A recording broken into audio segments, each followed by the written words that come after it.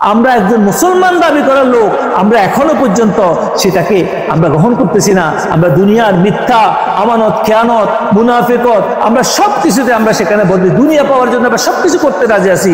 অথচ আমরা দুনিয়ার একটা অমুসলিম বা অন্য ধর্মের বা অন্য কোনো লোক যারা আল্লাহ মানে না, তাদের কথা আমরা বিশ্বাস করি। যখন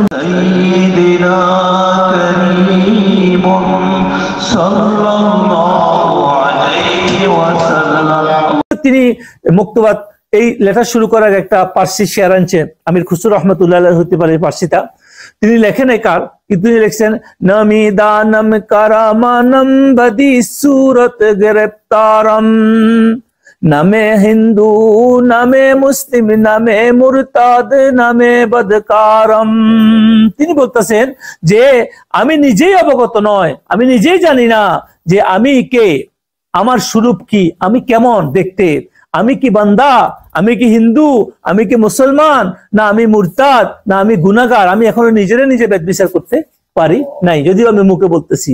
তো সেই জন্য তিনি বলতেছে যে শুধু মুখে দাবি করলে হবে না, সেটা সত্যতা তোমাকে নির্ণয় করতে হবে, তুমি একমাত্র পারো সেটাকে সত্যতা নির্ণয় করার জন্য। এরপরে তিনি বলতেছেন দ্বিতীয় যে কথাটা আসছে, সেখানে আমরা নিজেরা মুসলমান দাবি করি সত্য, কিন্তু মুসলমানই আমাদের মধ্যে নাই। এই জন্য তিনি একটা শায়র আনছেন যে তুমি সাধক হইছ, সুফিগিরি দেখাও, পীরগিরি দেখাও, বড় মুক্তি, বড় মাপের শায়েক তোমাকে নিজেকে নিজে বলো, বড় লিডার দেখাও, কিন্তু তুমি আলখেল্লা পড়ো, পরিধান করো, জুব্বা পড়ো, সবকিছু করো, তুমি অনেক চিল্লা করো, অনেক রকমের ইয়ে করো, অনেক জ্ঞান অর্জন করছো, কিন্তু তুমি এই সবই তো তুমি করছো, কিন্তু তুমি কি একটু চিন্তা করে দেখছো এখনো কি মুসলমান হইতে পারছো?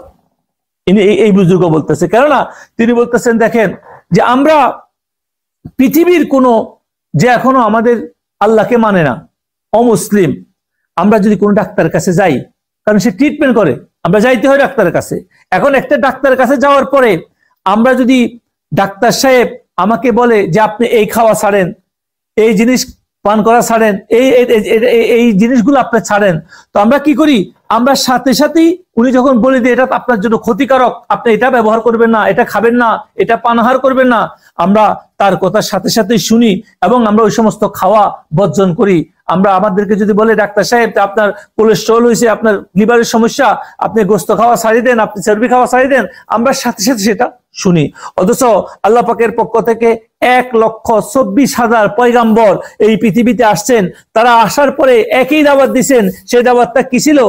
তারা সবাই একই কথা বলছেন, হুব্বুদ দুনিয়া রাসুন কুল্লি খতিয়া, হুব্বুদ দুনিয়া রাসুন কুল্লি খতিয়া। তিনি বলছেন এই দুনিয়ার ভালোবাসা হলো সমস্ত পাপের মূল, এই দুনিয়ার মহব্বত, এই দুনিয়ার ভালোবাসা, সমস্ত নবীর একই কথা বলছে।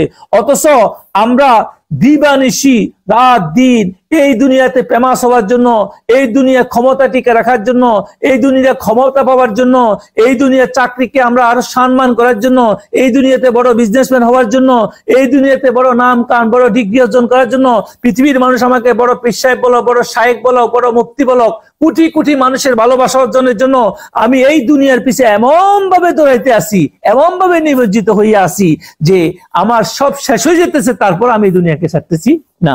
এই জন্য বলা হয়েছে দেখো আমরা একজন অমুসলিম বা অন্য মানুষ যে বলার সাথে সাথে সে ডাক্তার হওয়ার কারণে আমরা একটা খাওয়া ছাড়িয়ে দিতেছি, তার হুকুম মতে আমরা সবকিছুকে আমরা দূর করতেছি। অথচ আল্লাহর প্রিয় নবী যারা, আল্লাহর নবীর 1,24,000 পয়গাম্বর যে দাওয়াত দিয়ে গেল বারবার, এই দুনিয়ার মহব্বতে থাকিও না, এই দুনিয়ার মহব্বত থেকে নিজেকে বাঁচাও, এই দুনিয়ার মহব্বতে পড়িও না, নিজেকে এই দুনিয়ার মহব্বতের মধ্যে নিমজ্জিত করিও না।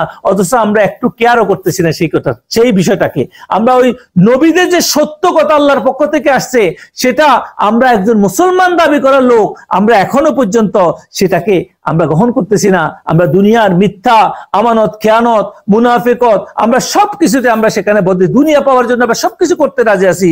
অথচ আমরা দুনিয়ার একটা অমুসলিম বা অন্য ধর্মের বা অন্য কোনো লোক যারা আল্লাহ মানে না, তাদের কথা আমরা বিশ্বাস করি যখন বলে আপনার এই সমস্যা, এই রোগ। কিন্তু নবীরা আমাদেরকে বড় রোগ দেখাই দিয়ে গেছে, বড় ডাক্তার আল্লাহর পক্ষ থেকে, সেই ডাক্তারেরা দুনিয়ার মহব্বতকে বলে গেছে তুমি ধ্বংসের মূল, পাপের মূল। অথচ আমরা সেদিকে কোনো কেয়ার নাই। তার মানে কি? তিনি বলতেছেন তাহলে দেখো তোমার ইমানের অবস্থা কেমন, যেখানে পয়গাম্বরদের কথা তোমরা শুনতেছ না, আল্লাহর পক্ষ থেকে যারা আসছে নবীরা, আর দুনিয়ার একটা মানুষের কথা শোনো, তো দুনিয়ার মানুষ ডাক্তারকে তুমি গুরুত্ব দিচ্ছ, আল্লাহর নবীদেরকে তুমি গুরুত্ব দিচ্ছ না। তাহলে এখন তুমি নিজে নিজের জাস্টিফাই করো, তুমি নিজে নিজেরে চেক করে দেখো তোমার ইমান অবস্থা কি, তোমার ইমান কোথায়, তুমি নিজে খুঁজো তোমার ইমানের কোন পর্যায়ে আছে।